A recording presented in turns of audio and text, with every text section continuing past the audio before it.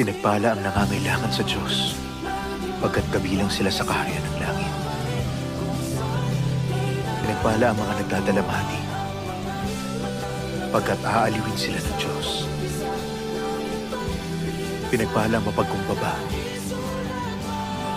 pagkat mamanahin nila ang daigdig. Pinagpala ang may matinding hangarin na sumunod sa kalooban ng Diyos, pagkat sila'y bibigyang kasiyahan ng Diyos. Pinagpala ang mahabagin, pagkat kahahabagan sila ng Diyos. Pinagpala ang mga may malinis na puso, pagkat makikita nila ang Diyos. Pinagpala ang gumagawa ng paraan para sa kapayapaan, pagkat sila'y ituturing na anak ng Diyos.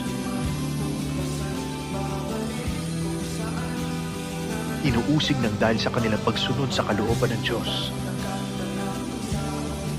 pagkat kabilang sila sa kaharian ng langit. Pinagpala ka